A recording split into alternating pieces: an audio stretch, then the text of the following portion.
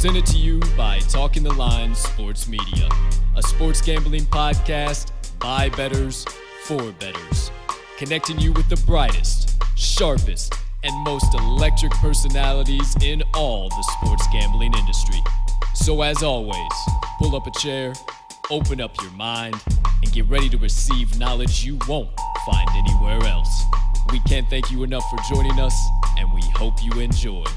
This is Wise Words.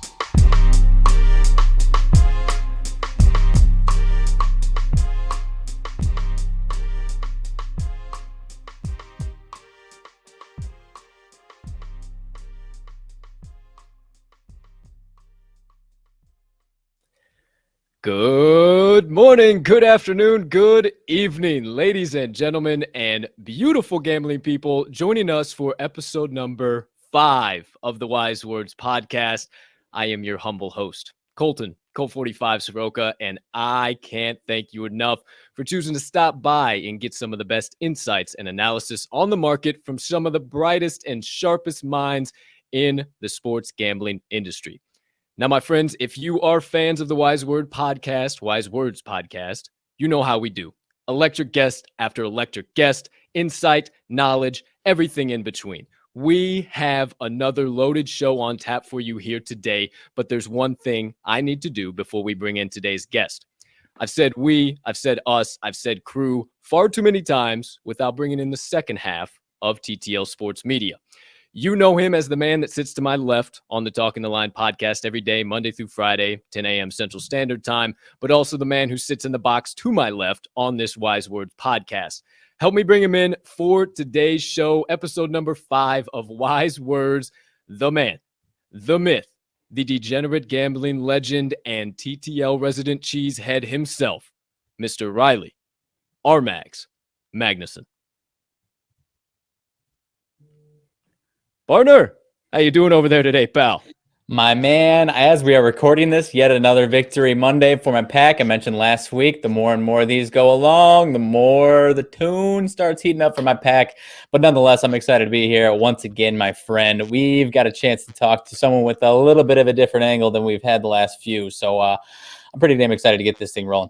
Hey, a little bit of a different angle is right, my friend. I didn't mention it in the intro, but a little bit of golf angle this time around. I'll mention it in the intro and everything here, but I, too, am more than excited to get a chance to talk to this guy. He is up and coming quick, fast, and in a hurry. He's been around for a while. As far as kind of the Twitter sphere, he's really gaining a following, and we kind of found him early, and I think before you know it, he is going to blow up. So, enough of me talking about him. Let me tell you about him. Unless, partner, did you have anything else before we get things started? Oh, no, let's get rolling. All right, my friend. So, without further ado, ladies and gentlemen, this man is one of the sharpest and most knowledgeable analysts in the professional golf betting industry. His insights and analysis have been featured on ESPN, ESPNU, NESN, that is New England Sports Network for you Midwesterners out there. FNTSY Sports Radio, the Big 12 Network, NFL Network, ever heard of it? CBS Sports Radio, Sirius XM, Sports Grid TV, and honestly, more media outlets than I have enough time to list right now. Not to mention, those same insights and analysis were nominated for an Emmy. So we're talking with the right guy here today. He is a national betting and golf analyst, on-air host, and the marketing director at the Bleav Podcast Network. He also currently hosts his own show called Bleav in Tiger Woods. That's right, a show entirely dedicated to the 15-time PGA Tour champ himself. Oh, let's not forget the Maryland Terrapin, who in 2017 was nominated by the College of Journalism to deliver his class's commencement address. Ladies and gentlemen, please, with my pleasure, help me welcome in professional broadcaster, award-winning personality, and all-around insanely knowledgeable human being, Mr. Cam Rogers. Wow. Welcome in. Woo. Unbelievable. Truly unbelievable. You missed one thing, though. I did announce the winners of Prom King and Queen back in high school. Just saying, all right? I had the mic for that moment. Is that top of the list? That's crowning achievement. Absolutely. Obviously I didn't go deep enough, Cam. I should have spent just a little bit more time.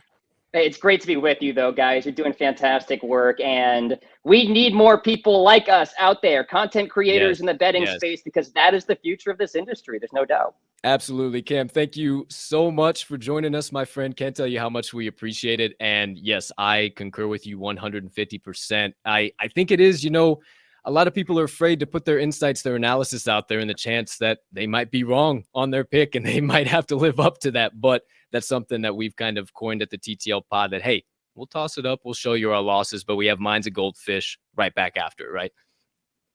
That's it, too. And I think authenticity is so big because I think the audience knows that you're never going to be 100%. Somebody told me that professional handicappers are like 58%. Like, that's their success rate. Professional handicappers. So, like, what do you expect from us? You know what I mean? So I think it really does just come down to having a personality on social, engaging with your audience, and really what the audience wants is somebody to sweat with, you know what I mean? And so, like, people like us can kind of provide that. So absolutely. And I love that you went there too, because we try and be as real, open as possible on our show and definitely try to bring that aspect here too. So enough gabbing, enough going back and forth. Let's get right on into it, my friend. Lots to talk with you kind of in the golf space, kind of professional golf, maybe a little bit amateur.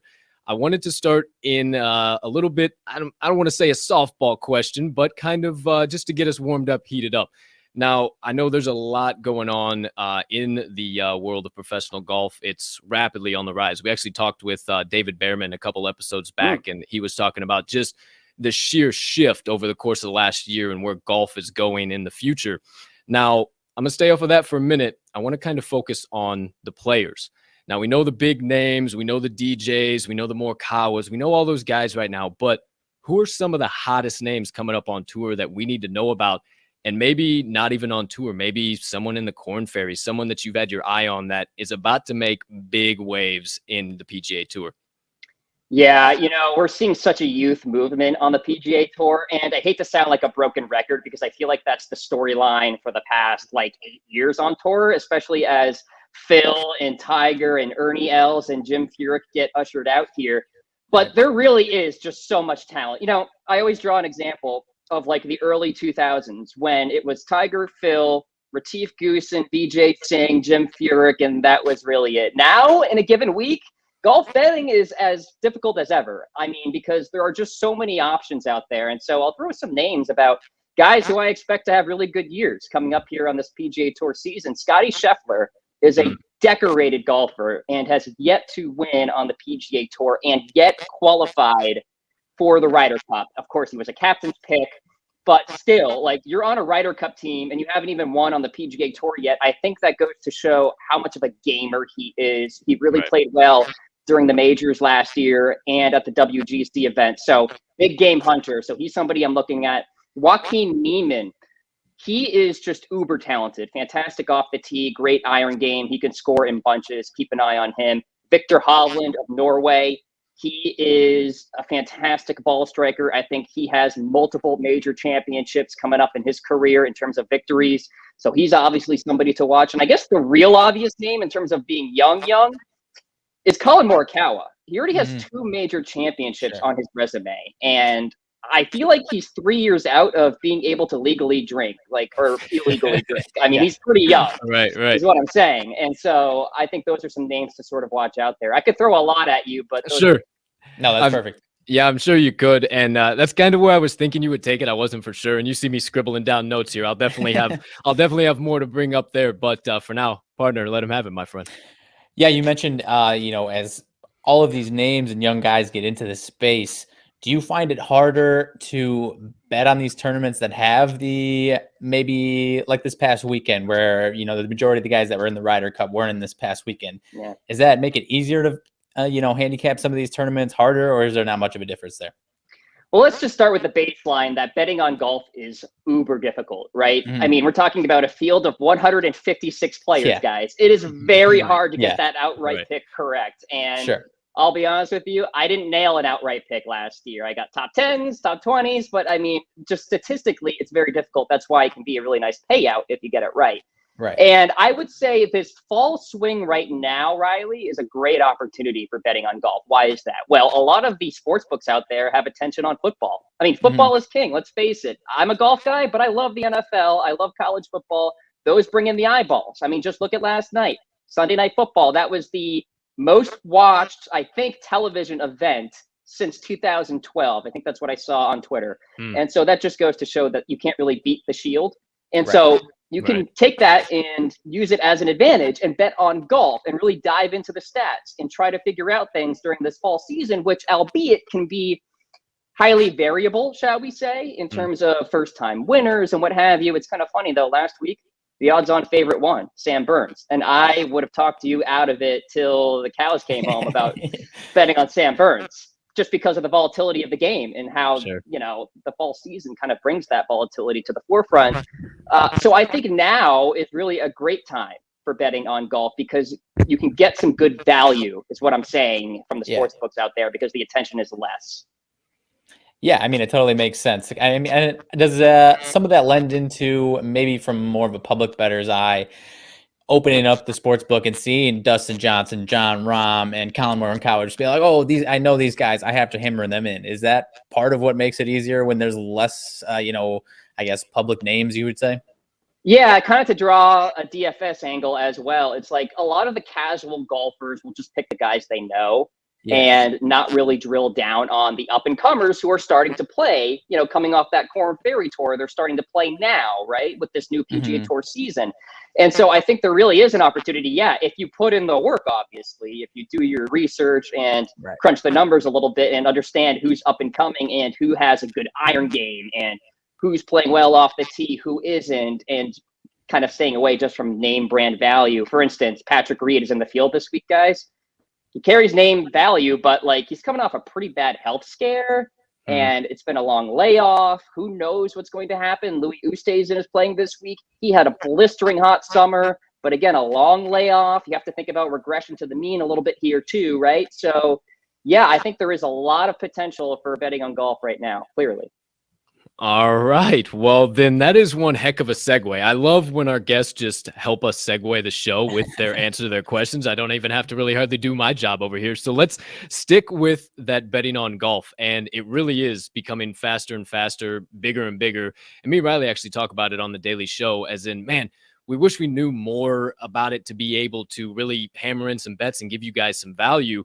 But the most that we often look at are those outrights. And you talked about it. Like they're few and far between, and they can be great payouts, but there's such a limited amount of those that you're going to hit. So sticking with that though, what are some of the most valuable markets that you can target outside of that? I know you mentioned a little of the top 10, top 20. What are some of those that maybe bettors looking to get into golf would be able to target now? Yeah, so I think matchup plays are interesting. Typically it's even money because it's a 50-50 proposition, and you can really zone in, though, on who's playing well and who isn't, even though they're ranked in the same in terms of the official World Golf Rankings. The sports books will still put these guys together, even if one is playing better than the other. So that's an opportunity to sort of jump on. Say, if it's Charlie Hoffman, who's playing really well right now, is paired up against Patrick Reed, the public would probably go Reed, right? But the value is on Hoffman, who's playing really well and not coming off a layoff, shall we say. And so I really like the matchup betting. I think there is some value with top 30s and top 40s right now.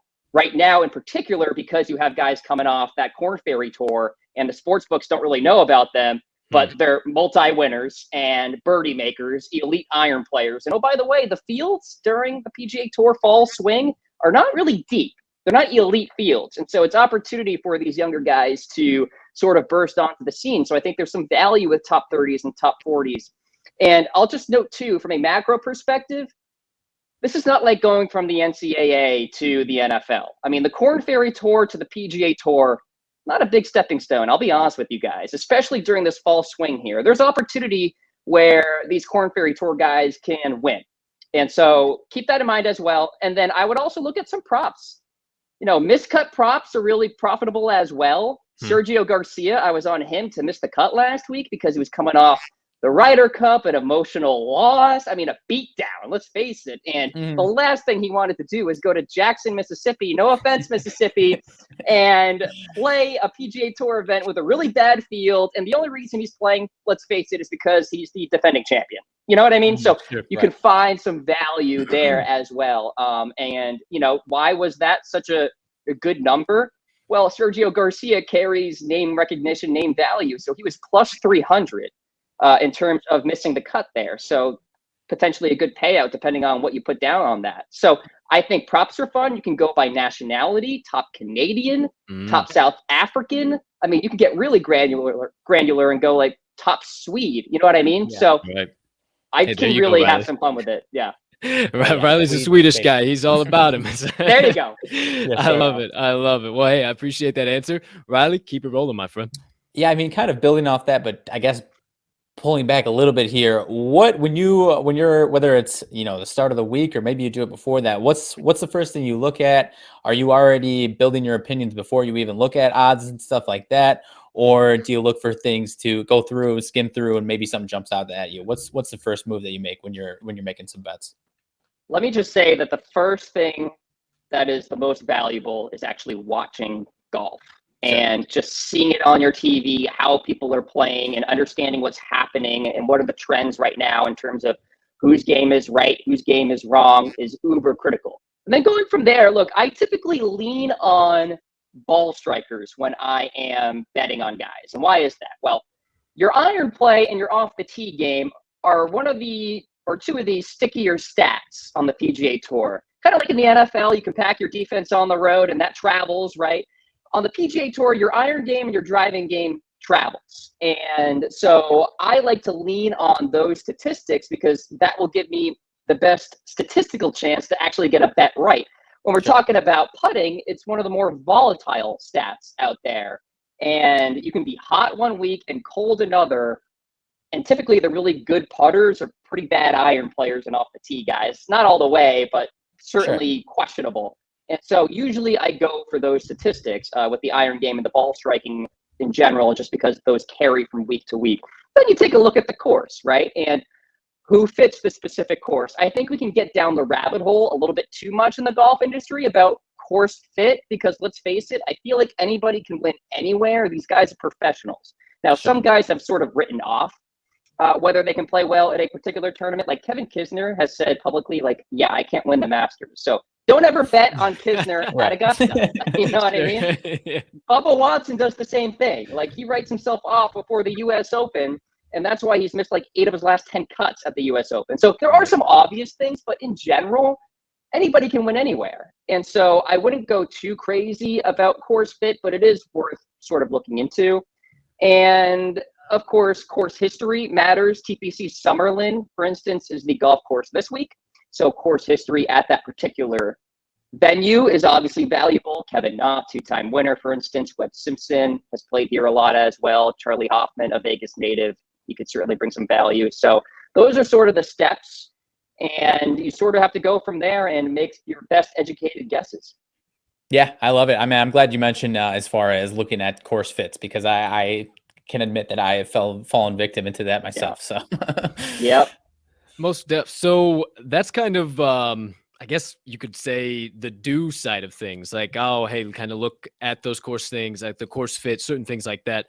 And we've talked with previous guests in the past about not overthinking all of those things. And you kind of hit on that too. Don't get too deep into these things. These things are really valuable. They're really important to start, but they're a starting block. You don't want to get lost in there. So we'll kind of hit the do's. Now, what about the do nots? And how I kind of want to ask this is, I could write a list that, one of those classic movie theater moments, they roll out the scroll and it flies 50 feet across the room of do nots to do in sports betting. We'd be here all day, right? Yeah. Now, I'm guessing, I don't know for sure, but I'm guessing there's kind of some key things that you maybe do not want to do in golf betting. Am I right in saying that, or is that kind of something I might cooked up in my head?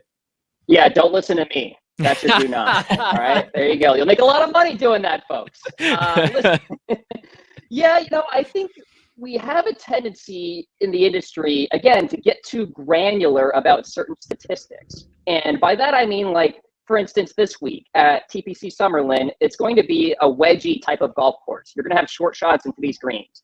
And people may really get too deep into a certain bucket where you're looking at good players from 100 to 125 yards out to the green.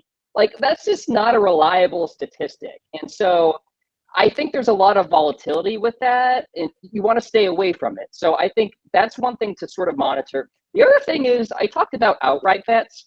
I would be really careful about them because it's just so hard to nail them down that you got to do some each ways or something like that to sort of soften yourself and give you opportunity to nail something there. Because again, unless you're hell bent on this one guy getting it done, you're probably going to be wrong. And so again, unless you're like really convinced in something, go for it. I like to throw my outright out there on Twitter and what have you, just to let people know who I'm projecting to win. Doesn't necessarily mean I'm placing a bet on that at all. So I would try to stay away from that, especially in the early going of golf betting if you're new to the game. And so don't get hooked into the super granular stats because they are not reliable. And be aware of outright betting. I know it's tempting because it can be a nice hefty payout, but it's hard to be right.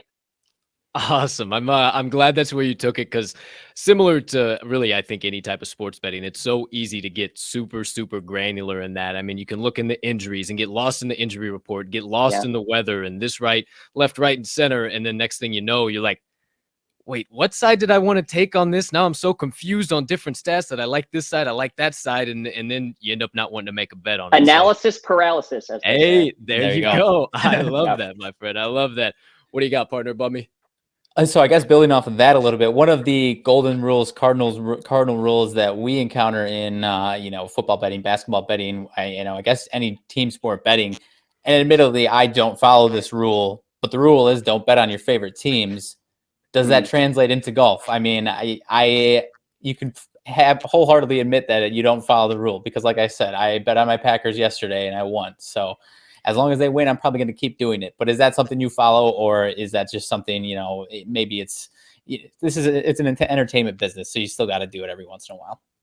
Should I ask you real quick here, is the logic behind that because if you bet against your team, somehow you win because your team wins or you make money? Is that the logic? Well, so I don't bet against my team. I think it's more so just you're too biased in it because, I mean, everyone else was telling me that I was making the wrong play, but I said, hey, you know what? I don't care. I'm taking them anyways.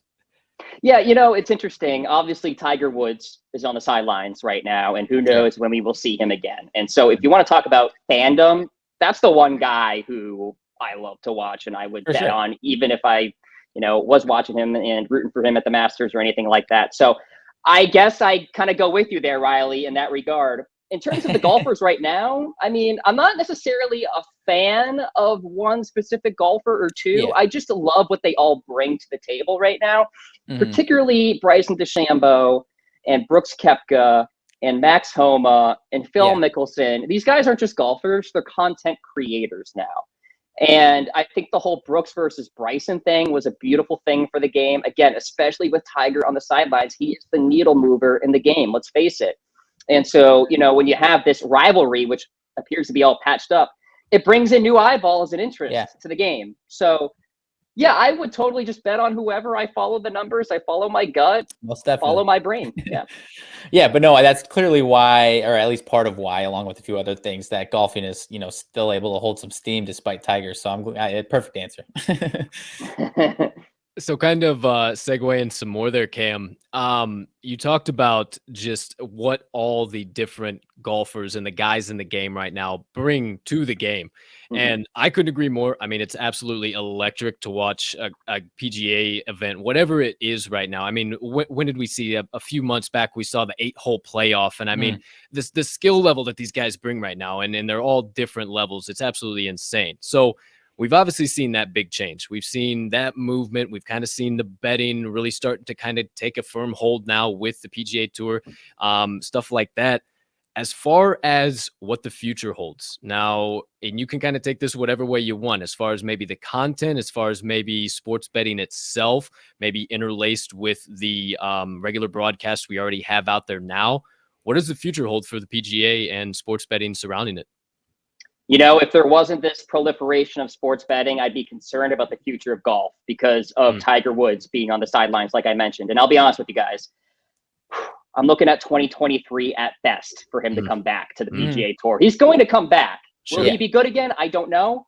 But we're talking about one of the elite athletes of this game, of this sport. There's no way he wants to go out like that. No doubt. So, No doubt.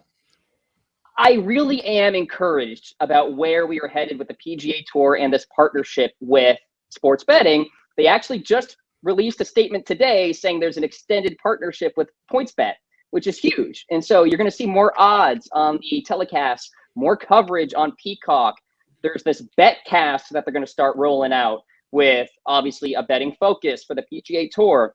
And let me say this too. I think that golf and golf betting really married up in June of 2020 when everything was shut down. No sports, right? But what was the first sport to come back? The first big sport, the PGA Tour. And so the sample size was small, right? In terms of what you could bet on. I know you guys, I'm sure, were betting on it because it's like, all right, no NBA, no NHL. Yep. John Rahm, here you go. You win the Memorial. Right. And I was actually going to kind of segue with that. I was going to say, did the pandemic kind of help that? Because I felt like I was smashing in more golf bets than I ever had before. And that's kind of what got me re-energized and re-intrigued in watching PGA again. Yeah, I hate to use the phrase like blessing in disguise because in the granular or the macro perspective, horrible time. Right. But, you know, in the sense of golf in a vacuum, huge. And, you know, you're seeing the proliferation of a lot of more podcasts out there covering golf. CBS Sports has done a great job. The First Cut with Rick Gaiman and company, they're doing a fantastic job with betting content. And so, you know, you're just seeing a rise in interest. And I think when you have these characters like Brooks and Bryson creating content out there, accidentally or on purpose, again, it brings in more interest. And so I am so on board with the future of the game. I'm really excited in terms of where we're headed. I hope we have more opportunity for content out there. PGA Tour, if you're listening, give me a ring.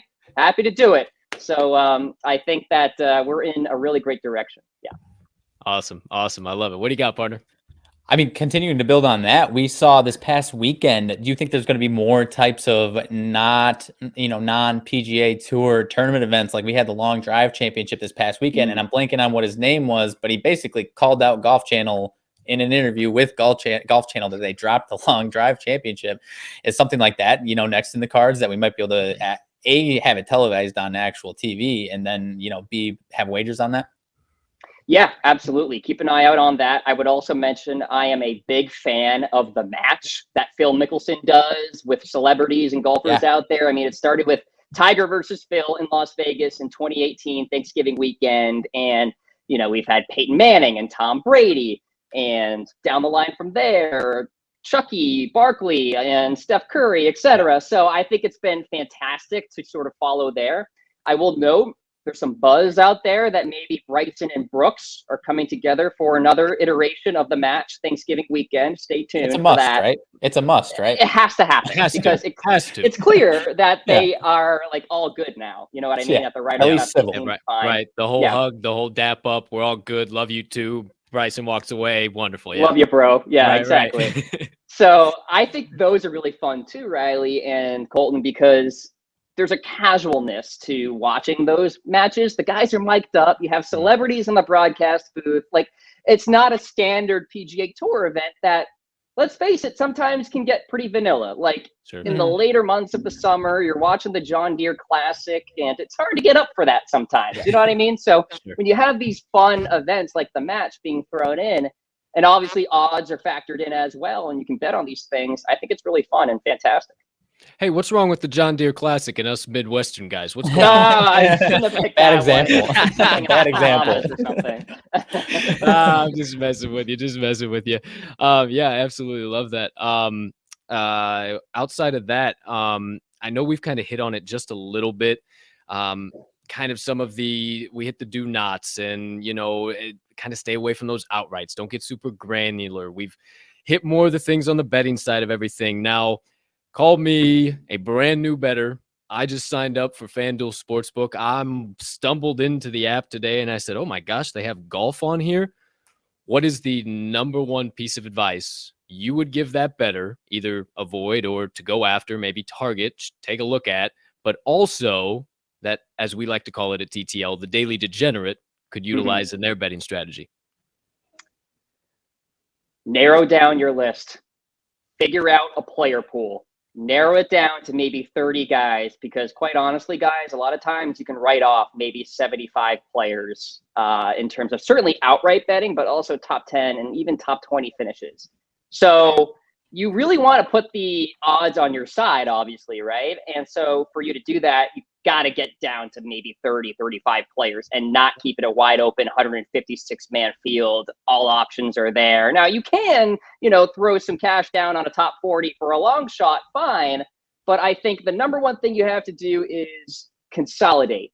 Figure out that player pool and go from there, especially at the major championships. Obviously, Colton, when you have a lot of public money coming in, because usually the majors, actually always, except for COVID times, the majors happen in non-football times. And so there's a lot of attention on these events. Right. And so I think that's really critical as well. So get down a list and not just keep it wide open. Sure enough. Go ahead. Taking notes. Me too. I'm over here scribbling. I'm not on the hook though.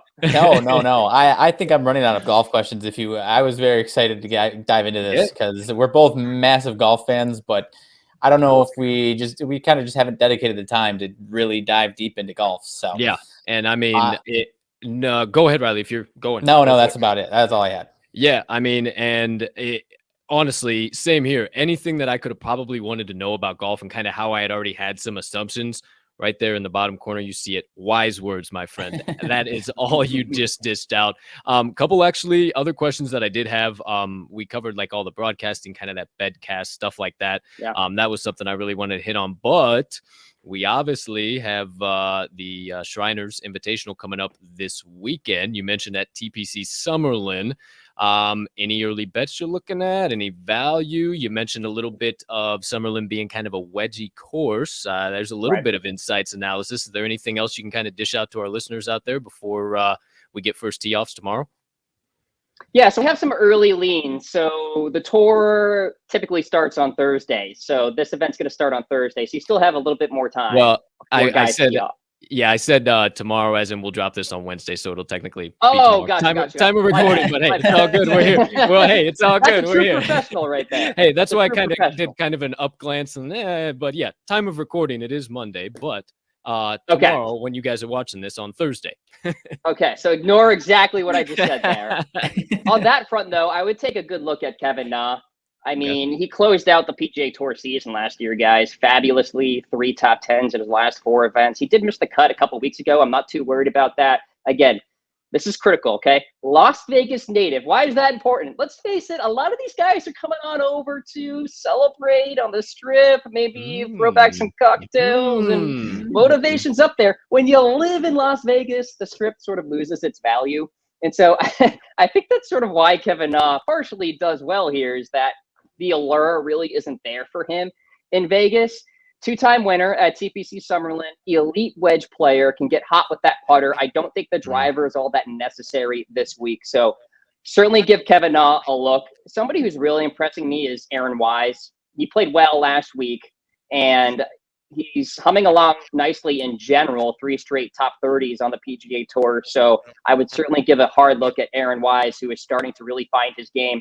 I also don't think Sungjae Im is too far from winning on the PGA Tour here in this early going of the season. I think he is starting to find his game again. A little concerning about the iron play last week, but in general, the iron play has been good. He's gained on approach in 8 of his last 10 events. So Sungjae Im is a guy I'm looking at this week as well as a pretty solid play. So, I know I just said that course fit sometimes can be a dangerous avenue to go down, but I will say that typically it's the wedge guys, the shorter hitters who play well here because that driver is typically negated. You're playing at altitude. Distance really doesn't matter all that much. Everybody in essence is going to be in that same bucket of a short shot into the greens. So it really becomes a putt off from there, right? And that's why you have guys like Kevin Na and Ryan Moore and Webb Simpson winning here. And so kind of keep that in mind as you're doing research. Okay, I got you. Well, hey, once again, I won't hold you to it, but I did take a few notes. I'll have to definitely add all that into my analysis. But you did mention Sung Jae Im, and then him and Siwoo Kim. Now, you're kind of on the inside, so you might know a little bit more than the average bear. That whole thing with them back at the Olympics. Now I'm going back to Tokyo, and them not medaling. Is this one of the last years we might see them for a while with them starting that military service, or is that still for a little while yet, or is that kind of who knows?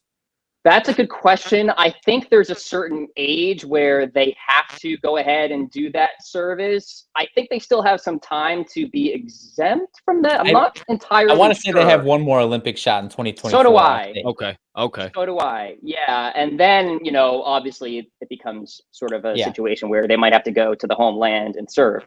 So it's a good point, though. And time's ticking a little bit. Yeah. Yeah, it was just interesting you mentioned his name. I hadn't heard anything about that since the Olympics really happened. It was like, well, they didn't ship them back off, and they're not in military uniform, so I think they're good to go. I don't know. So I'm glad. Sanjay's actually really young, believe it or not. It wasn't too long ago he was Rookie of the Year, so he's a young guy. Yeah. Yeah, for sure. Riley, anything else come to your mind? I'm running out of stuff, my man. Hey, that's all right. One kind of final thing, you did mention you're a big fan of the NFL, big fan of football, everything like that. Now, are you a Ravens fan? Am I right? I am. Okay. I am a Ravens fan. All right. So here's the thing. I'm from New England, though. Hey, that's all right. That's all right. No problem. We won't judge you here. We know how they get up there, but we won't judge you here. That's all right. I got a Chicago flag behind me, and I live in Chicago, and I'm a diehard Packers fan, so I can sympathize with you. Okay, there you go. All right. We're contrarians. That's all. Yeah, exactly. So that all being said, I've kind of had fun and enjoyed asking our guests, especially NFL. You mentioned it yourself. It's the king. Nobody's going to beat the Shield. With Baltimore being your favorite team, now we are 3-1 3-1 now. How we feeling? We kind of back on board, everything moving and grooving. Are we a little worried we might drop a few more tight ones still? Are we ready to rock and roll? What is the feeling in Baltimore from a resident New Englander and Baltimore Ravens fan?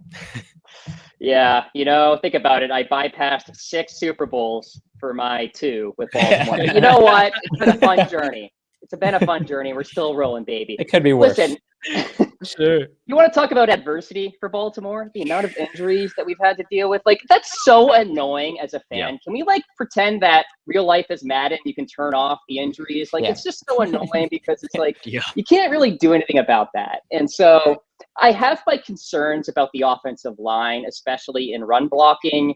We're not hammering guys off the ball like we used to. And I think Lamar Jackson can still help and create his own yardage, obviously.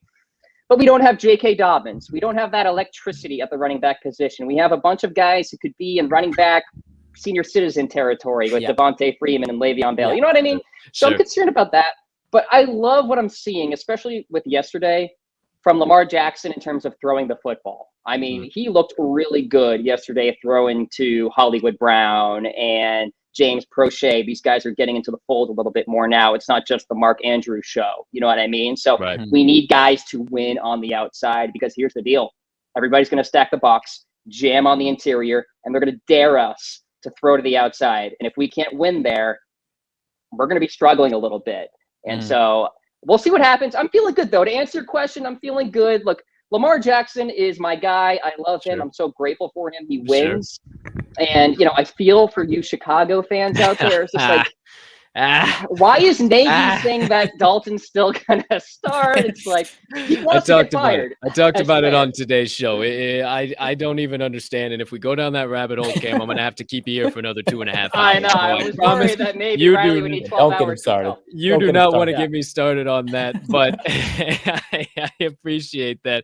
And actually, my favorite quote of the weekend, Latavius Murray said, if this was 5-6 years ago, we might be having some cap concerns in our running back room. and it killed me. I was like, oh man, that just sucks. The average shelf life of a running back in the league anymore is just non-existent. So remember when Le'Veon Bell just cashed out with the Jets, and then what happened? Just disappeared, and then now he's a Chief, and then he disappeared, and now he's a Raven. I mean, ever since he left Pittsburgh, it's been all over the map. But I don't know what we'll see from your boys. Fingers crossed. I love when they're playing good. They definitely help us cash tickets. But when they're playing like they're playing, it's like, hey, we costing us a little too much money here. You got to relax on all that nonsense. But that all being said, pretty much covers it for me. I had one final bit before we get you out of here. Give everybody all your stuff. Now, I, too, big college football fan. You mentioned that as well.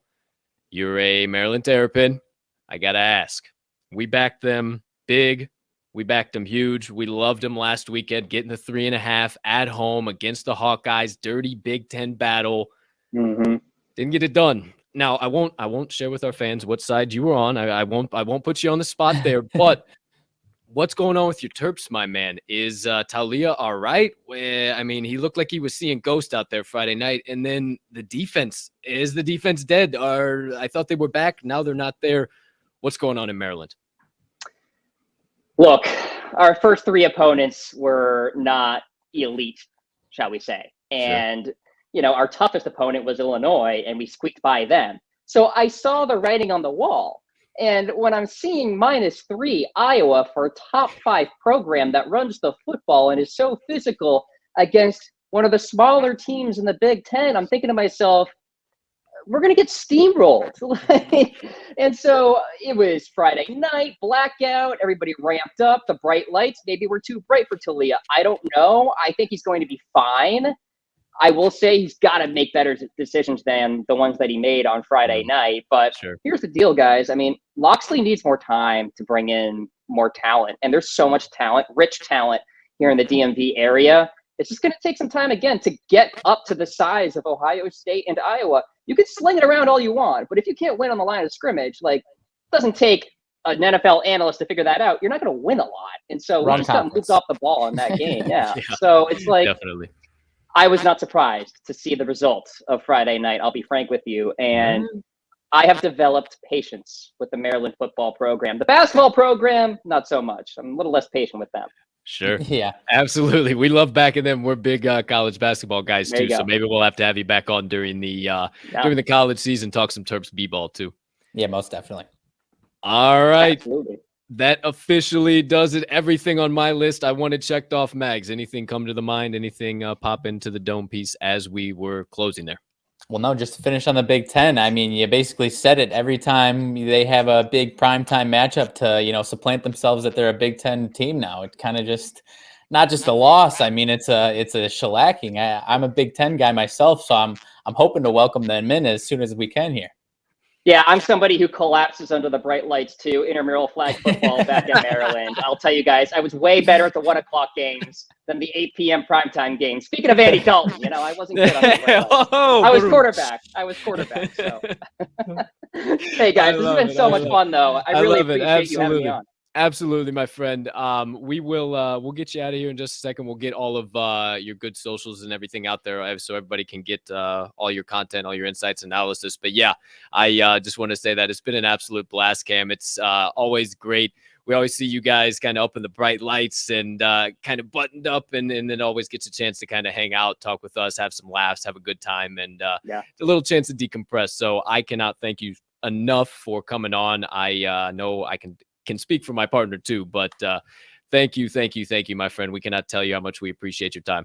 Most definitely. Hey guys, appreciate it. Really doing fantastic work out there, and I feel like we'll be doing many of these down the line. You guys on my stuff, me on your stuff. So let's keep building this community that's so critical. And people out there, again, really just want people to hang out with and sweat with. It's not about being right, because honestly, we're going to be wrong a lot. So that's the way it goes in betting, but it's a beautiful industry, and it's really exciting to see where we're headed.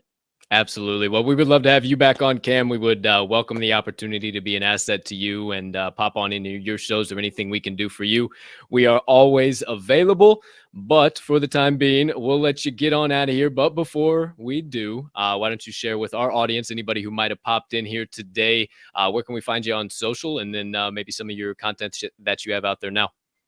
Yeah, follow me on Twitter at Mr. Rogers99. No relation to the man in the sweater vest, for the record. And at Mr. Rogers98 on the gram. Check us out at Bleav Podcast too. We have some really good shows there. We have a Bengals show hosted by Pac-Man Jones and Solomon Wilcots, the Giants with Carl Banks and Bob Papa down the line from there. So non-betting content, but really great insights out there. And stay tuned on my Twitter. I'm rebranding my content a little bit in terms of my podcast, which is going to go more into the general sports betting space. Certainly a golf focus with a lot of my shows, but I'll be bringing on some athletes and insiders like yourselves to the show, and it's going to be fun and have some good conversations. So stay tuned to my Twitter about rebranding a little bit.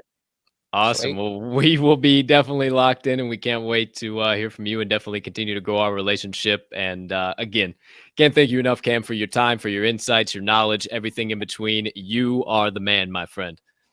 Thank you, guys. Appreciate you. Take care. All right. Well, before we send you out of here, everybody have a spectacular rest of your Wednesday, unless you have any other plans. And hey, partner, as always, let's send them off. Let's cash some tickets.